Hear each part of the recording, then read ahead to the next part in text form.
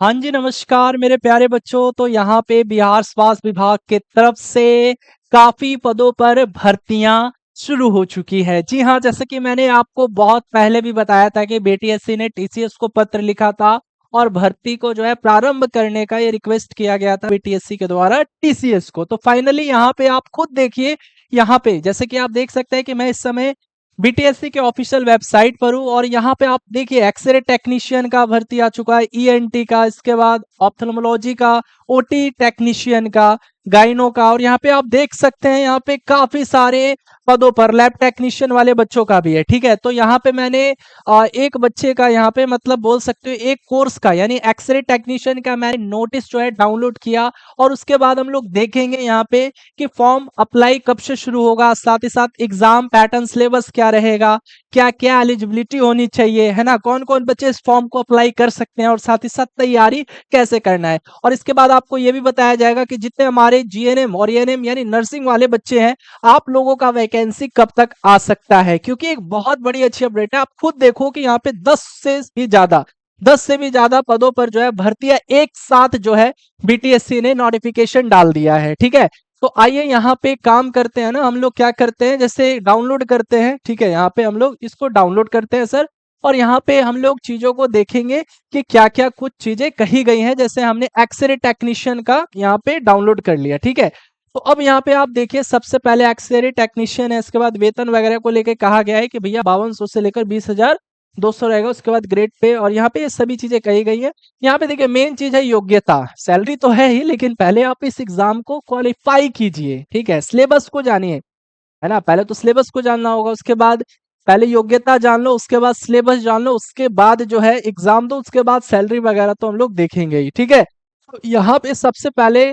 क्या क्या एलिजिबिलिटी होनी चाहिए, तो देखिए 12th में आपका पीसीबी होना चाहिए, साथ ही साथ इंग्लिश में आप पास होने चाहिए, यानी फिजिक्स केमिस्ट्री बायोलॉजी होना चाहिए, और अंग्रेजी भी होना चाहिए, अंग्रेजी में पास होने चाहिए आप। ठीक है, और साथ ही साथ जो है आपका यहाँ पे डिप्लोमा होना चाहिए या फिर बैचलर जो है कोर्स होना चाहिए एक्सरे टेक्नीशियन में। ठीक है, बिल्कुल सर। तो यहाँ पे आप देख सकते हैं कितनी पोस्ट है, तो यहाँ पे देखिए टोटल अगर हम लोग बात करें, टोटल जो है बात करें तो 1232 भर्तियां हैं। ठीक है, यहाँ पे कैटेगरी वाइज दे रखा है, आप लोग देख सकते हैं।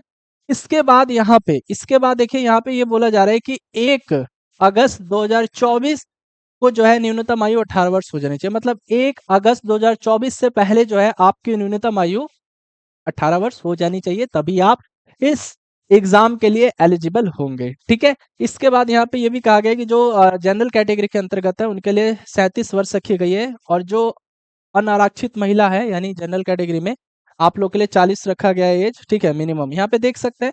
इसके बाद ये सारी चीजें दे रखी हैं, आप इन्हें पढ़ सकते हैं। ठीक है, लेकिन मेन चीज जो है जानना है वो ये है सिलेबस के बारे में। ठीक है, सिलेबस के बारे में थोड़ा सा जान लेते हैं, सिलेबस को लेकर क्या कुछ कहा गया है।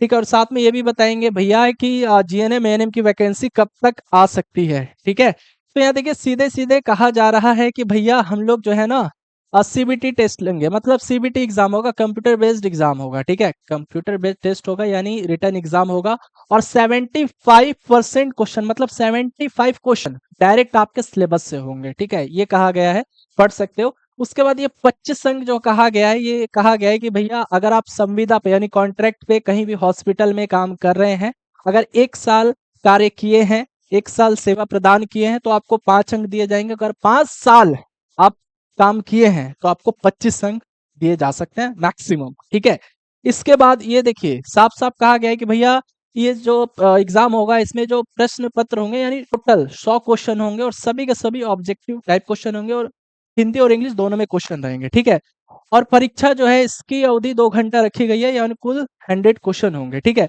सिलेबस क्या रहेगा, तो डिप्लोमा इन एक्सरे टेक्नीशियन स्तरीय पाठ्यक्रम के आधार पर जो प्रश्न है वो पूछे जाएंगे, और इसका जो सिलेबस है वो वेबसाइट पर पब्लिश कर दिया जाएगा। ठीक है, ये सारी चीजें कही गई है। निगेटिव मार्किंग को लेकर कहा गया है कि भैया अगर आप एक क्वेश्चन सही करते हैं ना तो 1 नंबर मिलेगा, लेकिन अगर एक क्वेश्चन गलत करते हैं तो इतना यानी 0.25 0.25 अंक जो है डिडक्ट कर लिया जाएगा, काट लिया जाएगा। ठीक है, तो बाकी जो है यहाँ पे आप ये सारी चीजों को पढ़ सकते हैं, लेकिन देखिए यहाँ पे मेन चीज जाना है, जो ये फॉर्म है ये कब से अप्लाई होना शुरू हो गया है, तो 4 तारीख से, यानी आज से ही जो है फॉर्म अप्लाई कर सकोगे और 1 अप्रैल तक कर सकोगे। ठीक है, लिंक के थ्रू जो है कर सकोगे। अब बात ये आती है कि सर तैयारी कैसे करें, तो अगर आप चाहते हो कि इसके लिए भी एक बैच आए तो आप लोग हमें वीडियो के कमेंट सेक्शन में बोलिए। और जो बच्चे जीएनएम एएनएम की बहाली की इंतजार कर रहे हैं, आप लोग को भी बहाली आएगा, ठीक है, उसके लिए टेंशन मत लीजिए। जैसे इन बच्चों का प्रोसेस कंप्लीट होगा, आपकी बहाली आएगी, तो आप लोग इंतजार मत कीजिए, आप लोग अपनी तैयारी शुरू कर दीजिए। फिलहाल जीएनएम एएनएम वाले बच्चों के लिए, यानी जो बच्चे जीएनएम एएनएम पास आउट कर चुके हैं, अगर आप भी बहाली की तैयारी कर रहे हैं, तो आप लोग के लिए बैच तो लॉन्च हो चुका है, संघर्ष बैच। और इस बैच का फी है 750 रुपए, जहाँ पे आपको live class, recording video, notes, PDF सारी चीजें मिलेंगी। तो बैच को कैसे परचेस करना है, इसके लिए स्टडी विद रितेश ऐप को इंस्टॉल कीजिए। हमारा ऐप है स्टडी विद रितेश, उसे इंस्टॉल करना है। सबसे पहले क्या करना है, इंस्टॉल करना है, हमारा ऐप है study with Ritesh. Google Play Store पे जाना है, स्टडी विथ रितेश ऐप को इंस्टॉल करना है, नंबर रजिस्टर करना है, वहां पे नंबर रजिस्टर करना है। उसके बाद पेड कोर्स में जाना है और संघर्ष बैच को परचेस कर लेना है, ठीक है। पेड कोर्स में जाने के बाद संघर्ष बैच को बाई कर लेना है, ठीक है।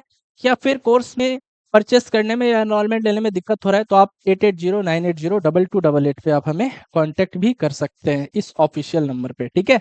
धन्यवाद। वीडियो कैसी लगी जरूर बताना, मिलेंगे अगली वीडियो में नई इन्फॉर्मेशन के साथ।